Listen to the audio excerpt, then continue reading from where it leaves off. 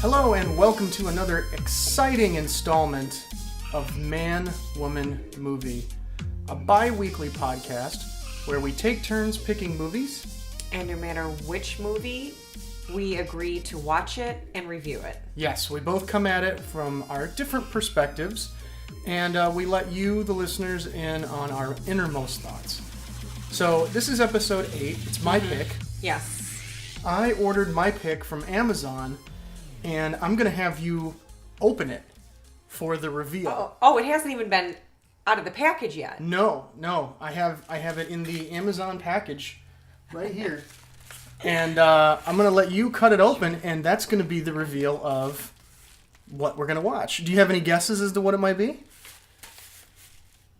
Have I seen it? No. Have you seen it? Yes. Okay, I saw it a long time ago, and the only thing I remember is that I had a generally good feeling that I liked it. What year is it from? It's in the 80s, I think. But I watched it not thinking it was going to be great, and then I was like, oh, she's getting into it. She's just opening it up right now. Do I know the actors? Probably. Tell them what we're watching. Dead Heat with Treat Williams and Joe Piscopo? Yep. What? Dead Heat. Okay, so I'm assuming this was a mistake and they sent you the wrong DVD. Nope, that's it. This is it. We're watching Dead Heat. These cops are on the biggest murder case of their lives. Their own. You can't keep a good cop dead. Maverick LAPD officer Roger Mortis, Treat Williams, is a good cop who will do anything to nail the bad guys, even if he's got to die for it in this offbeat comedy thriller. Investigating some frightening goings-on, Mortis and his partner, Doug Bigelow, Joe Piscopo, pay a visit to Dante Laboratories. It is here that they discover the high-tech resurrection room churning out a weird band of recycled and indestructible criminals. And it is here that Mortis meets his untimely death. Well, that's it. All right. Well, but wait, there's more. Okay, well. But hey, if you can't beat 'em, join 'em. Police work is tough enough without having to tangle day after day with the same dead criminals. Two can play at this zombie game. I can't take it serious. I don't even know who these people are. You don't know who Joe Piscopo is or Treat Williams? Oh, I know Joe Piscopo. I don't know Treat Williams. So where's your enthusiasm level for this offbeat zombie comedy? Okay. Well, I'm glad it's a comedy. I know you made a zombie movie comedy. Yeah, that's true. I did. And, like you forgot. Oh, yeah. Late Afternoon of the Living Dead. Shameless plug. Shameless plug. And so this maybe seems like it would be on the same... Yeah, again, I had never seen it, and then it was recommended to me, and so I watched it, and I don't remember anything about the plot, or not much about the plot, but I just remember having a really... After it was over, I was like, wow, that was way better than I thought it was going to be. So I'm hoping that you have the same reaction after we watch it. Okay, well, it's rated R, and it's 83 minutes. Yeah, so it's short. When was this? When was this movie made? I want to know. It's 1988. This could be fun. Okay. It's a Friday night. Yeah. This guy's face looks like it's melting. So, Dead Heat. You can't keep a good cop dead. Well, that was interesting. Let's let them watch the movie and see how this turns out. Man, Roger, you are a mess. I've seen Meatloaf that looks better than you. Okay, movie's done. They did keep a good cop dead. It stayed dead. I suppose it did. I mean, yeah. We're just going to talk about the ending right away. Am I jumping too far? No, that's okay. What are we, 10 seconds in? Yeah, we're 10 seconds in. Spoiler alert. Everybody dies. Everybody. Everyone is dead at the end of this movie. I guess I didn't remember that from the first time I saw it. Yeah, and they died, and they stayed dead. Yes, they were resurrected. So I get that part. Yeah, but they never really came back to life. They were dead. Yeah, they only had a short time. Yeah. So let's rewind it. Okay. The beginning of the movie starts out with some very dirty looking thugs with machine guns and awful leather masks. Yeah, like Catwoman masks. Yeah. The very tight Catwoman masks. Robbing a jewelry store. Yes. And I don't know what's worse, the robbers' masks or the jewelry store workers' mullet. Wow. That was a mullet. That was a mullet. And it was a gross, like, copper penny color with just these horrible, wet-looking spikes.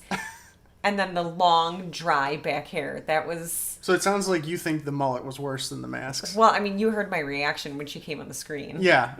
Yeah, there was more of an out loud reaction to her hair than there was the thugs. But so they go in with machine guns, and they're just pushing people around. They're getting jewels, getting diamonds. And I feel like everybody in the movie had machine guns. That was a thing. Uzis. Yeah. Like, everybody had Uzis. Yeah. Doug and Roger, Treat Williams and Joe Piscopo. Wait, can I just say, is that his real first name? I think so. Treat? I think so. That's not like a stage name? Like his parents named him Treat? Are you going to ask our research department? Yeah, we're going to have them look that up. It turns out Treat is his middle name. Richard Treat Williams. His name is Dick Treat? Yeah. Yes, it is. In a sense, it is his real name. So we'll call them Doug and Roger for now. All right. They were cruising around in their red convertible, and they got the call that there's something going down at the jewelry store. Mm-hmm. Now, may I point out, they were also riding around in their own vehicle and not a cop car, just like Cobra. There were a couple connections or a couple similarities to Cobra. Yeah, they were both tough cops, sort of playing by their own rules. Playing by their own rules. And evidently that is what you have to be in order to drive your own car Well, yeah. on the police force. Duh. So that is interesting. So they get to the jewelry store as the robbers are coming out, and it's a massive shootout. Like, it's a huge gunfight right in the beginning. Right. I mean, there's cops getting shot all over the place. Yeah. They start shooting the robbers, and they're just taking the bullets. It's almost like they have a bulletproof vest, but then they start calling more attention to it. Right. And you kind of get the idea that they're probably zombies. Hey, Roger, a little too early in the morning for this, isn't it? Why aren't these guys dead? We've hit them about 50 times each. Maybe they're just flesh wounds. Joe Piscopo looks like he's having a blast. He does. It's like he's laughing. He's having a good time. Yeah, he's like cracking jokes in the middle of the gunfight when like all of his coworkers are just getting blasted. They end up defeating these two when Treat jump into a car and he starts doing a drive-by with a shotgun on one of them, back and forth down the street. And Doug, Joe Piscopo, shoots one of them in the hand when he has a hand grenade. So he like drops the hand grenade and blows up. And then Treat rams the car into the other one and annihilates him. And can I say, I'm not one for those kind of scenes. The big fight scenes, the shootouts, the explosions, This, I actually didn't mind this. It was actually kind of funny. It was kind of entertaining. Yeah, the whole movie just had kind of a light undertone. I mean, the stuff that they're doing is kind of ridiculous. Yeah. The style of the movie was fun. It's very quick-paced. Yeah. Mm-hmm. So, overall, I thought that was cool. Yeah. So then you get the captain. The typical angry captain who's trying to tame the cops that play by their own rules, and he gets very angry and he doesn't know how to control them. He does say, you get one more chance. You're on probation twice. Of course. You get one more, no more screw-ups. And they agree, and that's pretty much it. I think that's the only scene for the captain. Yeah. In the morgue, you're right. Yeah, there's none of that. That is. He's done after that. Well, it doesn't matter because they're both dead in the end. Well, yeah, that's true. So in the morgue, they start talking, and Joe Piscopo mentions something about a death day. Like, if you knew the day of your death, you could throw a death day party. Right. Instead of a birthday party. What would you do? If you knew the date of your own death and you were going to throw a death day party, what would that party look like? Oh my gosh. I'm not going to lie, that would be kind of depressing. I wouldn't want to celebrate. If you're going to throw a death day party. Gun to my head. I have to throw a death party. You have to throw a death day party. I'd want to go on a cruise. I think that's an excellent answer. Yeah, I would probably try to take all of my friends and family on a really expensive... Yeah, take out a giant loan. Oh, yeah. And, you know, that would be a thing. If everyone started throwing death day parties, they'd have to have some kind of insurance because everyone would do that. Everyone would just run up their bill and never pay it. Sure. So it would have to be like probably the charges would be on someone who isn't the subject of the party. I would eat just a whole bunch of crap. Just Suzy Q's. Oh my God. Yes. Pizzas. Yes. Yeah. Twinkies. As they're talking about these death day parties, they're in the morgue, and that's when we meet Becky, who is an ex of Treat Williams. They don't really say that, but you figure it out. Yeah, there's references that become more direct over the next few scenes. She's a mortician, and she points out that the perpetrators had been in the morgue before, and she had actually worked on them. So we're talking zombies. And it gets established very quickly that this is dead people coming back to life and robbing jewelry stores. Yeah. Yeah. Then you have the dad from A Christmas Story. Yes. I was like, how do I know this guy? Yeah. He's an older, fatter version of him. And well, still it is him, but... Cranky. Still cranky. Yeah, still cranky. So he comes in pretty much denying anything. He just is like nothing impresses him about this. The mortician points out that there's a certain drug found in the zombies. Yes. So again, they quickly just go, okay, well, this is the company that makes it. Let's go talk to them. Let's go find them. So they go there. They talk to Randy James. She is the PR person who's meant to walk them around. It's a fairly average-looking office building, except for this big white room that says asphyxiation room. Didn't I see one of these at Disneyland? And it's right off the main hallway. And Randy points out that when they have to kill an animal to do research on them or whatever, they put the animal in this room and suck out all the air, and that's how they kill the animal. Treat and Joe think something is going on. So Joe says, I gotta take a leak so bad my teeth are floating. He sneaks off to the bathroom, and the Treat and Randy head up front, and they're chatting. Joe immediately sneaks back and starts messing around with that room and the secret lab door and everything. Yes. And he gets it open, and he goes in and sees this giant room with all these machines. He finds this giant, three-faced Bret Michaels. It's like a Bret Michaels corpse that's 300 pounds and is like a Viking biker. It had a bandana, right? I think so. It had a bandana. I feel like it did. So it immediately attacks Joe. Yes. Which, okay, so there are other zombies coming back and they're relatively intelligent. Mm-hmm. For some reason, this one has three faces on one head. Yes. And is a lunatic and just attacks him immediately. Right. So it's like a berserk zombie. And Joe struggles with it until he finally gets a gunshot off. That's when Treat notices what's up. And as soon as that happens, the front desk guy starts shooting at Treat. Is this the same front desk guy who was just reading the Penthouse when they first came in? Yes. Sorry to interrupt your erection. Yeah. Sorry to interrupt your erection, pal. There's some good lines in this movie. And so he starts shooting. I guess that's enough to get him out of his magazine. And Treat shoots him and runs to help Joe. I like saying Treat and Joe better than I do too. Doug and Roger. Yes. So they both end up fighting big Viking Bret Michaels monster. And Treat gets knocked into the asphyxiation room. The button gets hit. All the air gets sucked out of the room. Joe can't get the door open and Treat dies. But what I don't understand is Joe has a gun. He's shooting other zombies. He's shooting other people that are coming in. But he doesn't just shoot the window of the asphyxiation room. That is an excellent point to which there is no answer. Yeah, I mean, they didn't ever just shoot it. I don't even know if they established that Treat didn't have his gun in the room. Oh, yeah. He might not have, but...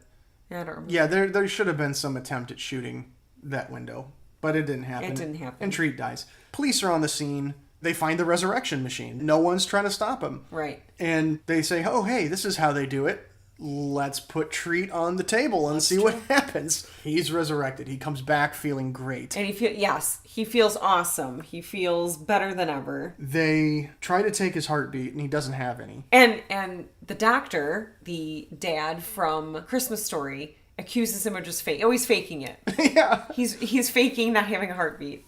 Yeah, so he just leaves because he's like, this isn't interesting enough.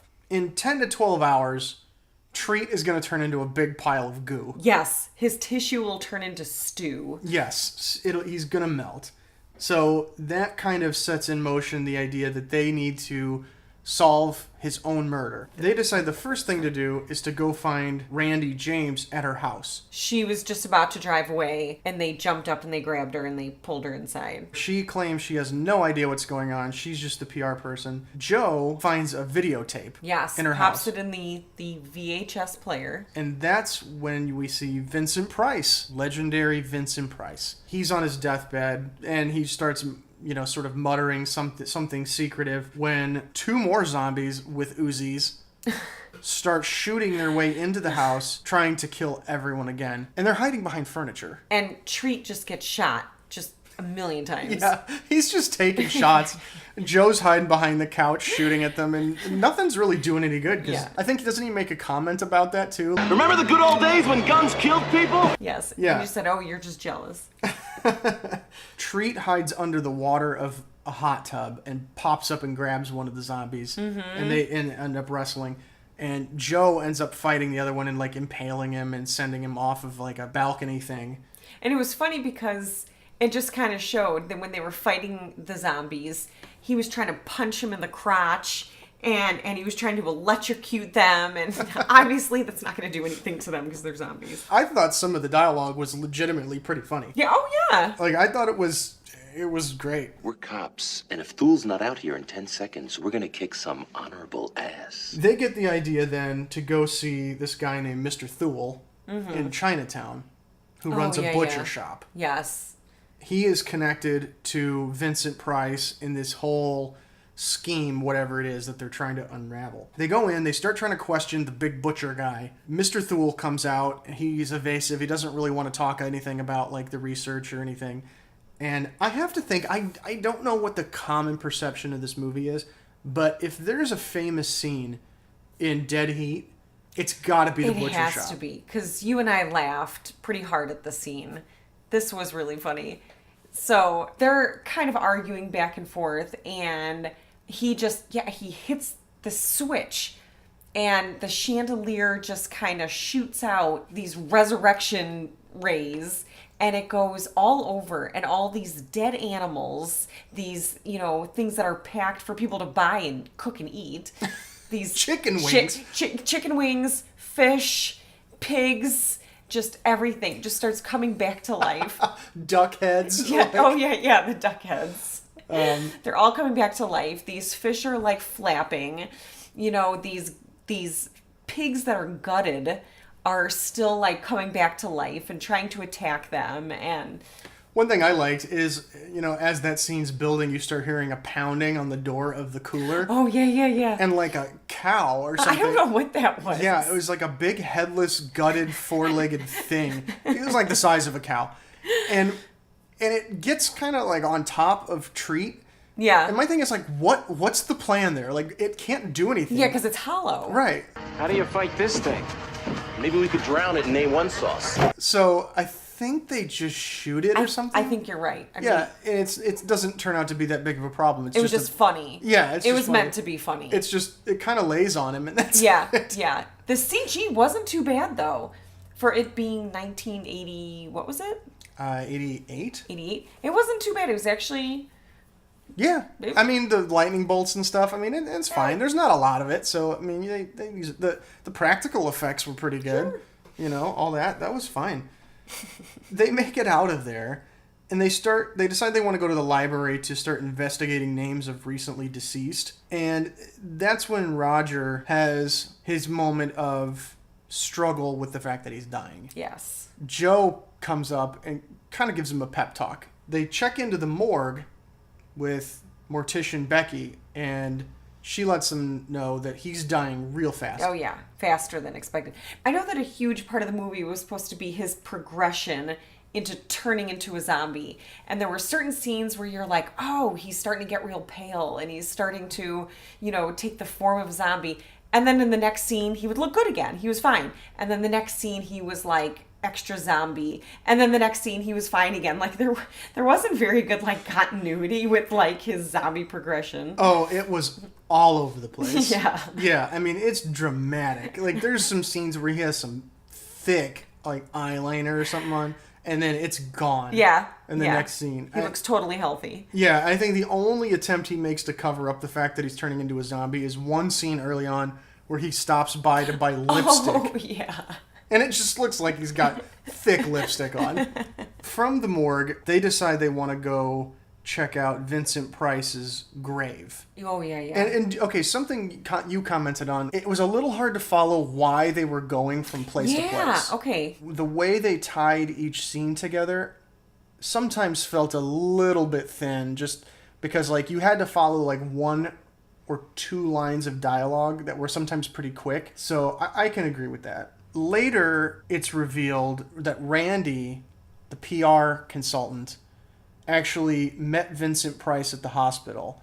They thought that she was his daughter, but it turns out she was just in rehab.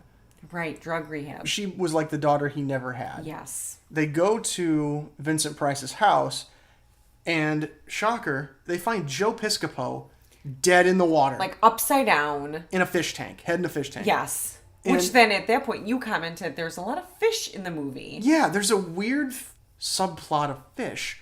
Because in the very beginning, the mortician, Becky, says she doesn't like real fish. The fake ones are just as pretty, and she doesn't have to feed them. Right, and she has an aquarium with fake fish. Yeah. Then, in the shootout at Randy's house, her aquarium gets shot up, and she goes up and she looks at the fish and says, all the ones I like die. Yeah, all my favorites. All my favorites die. Then you find Joe Piscopo tied up, upside down, with his head in a fish tank, dead.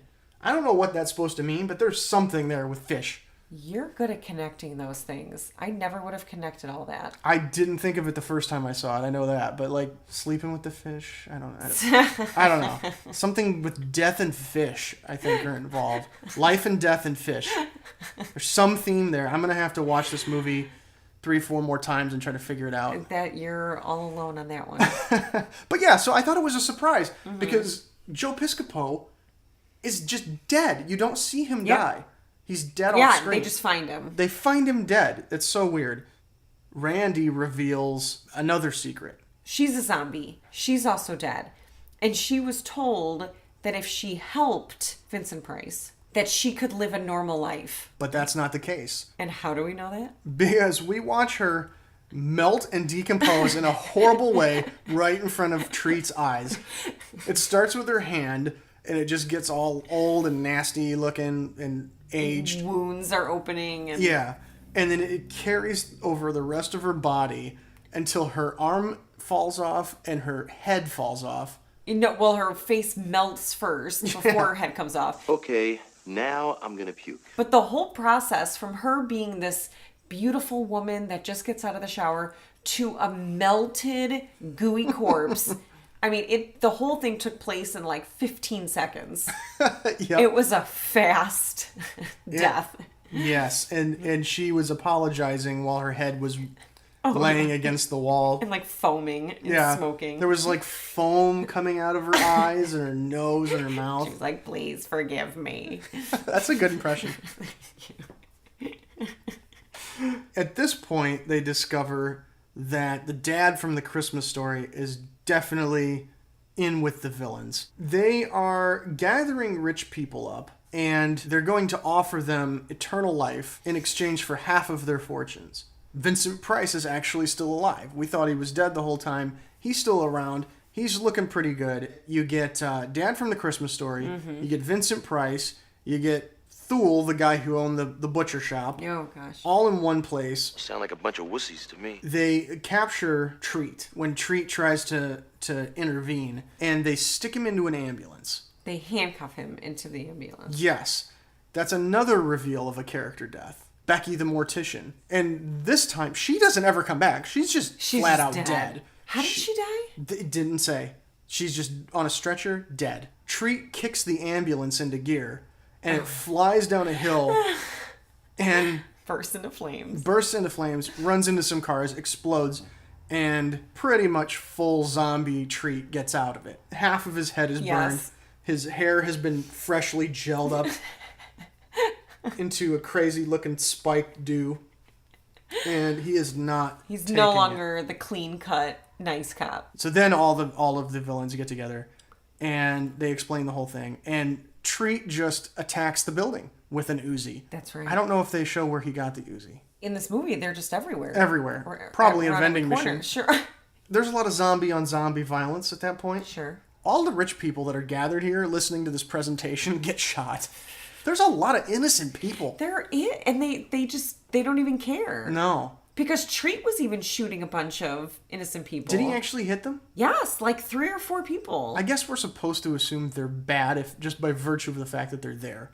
They were going to show the rich people that this process works, the immortality works. Joe Piscopo pops up, sort of brainwashed, and is told to kill Treat. You get that, sort of classic scene where, no, fight the brainwashing. Yes, it's me. It's me. Remember all those good memories? Yeah, and it immediately works. Within like 3 seconds. And he's like, he wanted me to kill you. The dad from the Christmas Story is like, and just puts one of the guns in his mouth and shoots himself. Yes, that was unexpected. Yeah, it was abrupt. And that's not good enough for Joe and Treat. So they resurrect him. They put him on the resurrection table.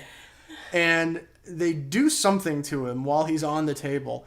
And he wakes up long enough to explode. Yes, because he says, do you want to see what happens when someone is resurrected twice? Mm-hmm. And the second time is when he blows up. He just explodes all over the place. Meat chunks. And yeah, it's very graphic. At this point in time, Joe and Treat have pretty much won the day. Vincent Price offers them power and money, anything they want, if they will just spare the resurrection machine. They say no way. They blow up the resurrection machine. And the two of them walk out of the room, and the hallway is now kind of like heaven. There's smoke and white light. Yes. I thought it was just really cheesy at first. I'm like, oh my God, they're walking into a room and it's like a smoke machine. But no, it was heaven. It was heaven.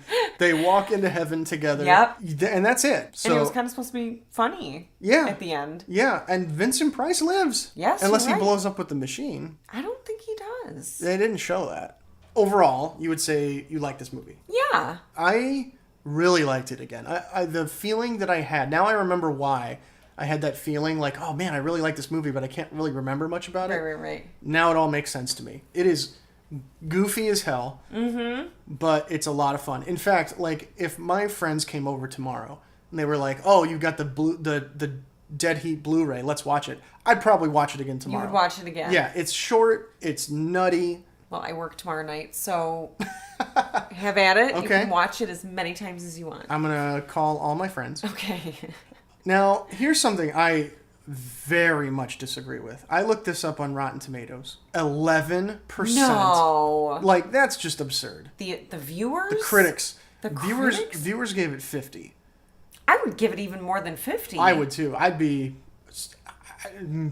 high 70s, low 80s. I thought this was a lot of fun. Anybody who likes sort of the B-movie stuff is gonna love this movie. Yeah. It's action, it's zombies, it's corny one-liners. Yeah. I mean, it's got everything you would want. Well, in that kind of movie. I would give it mid-60s. Okay. Now I really want to watch Saturday Night Live skits with Joe Piscopo in it. I don't remember him ever being in a Saturday Night Live skit. Yeah, evidently that's one of the things he did, and that's where part of what he came from. He's like a comedic actor, I guess.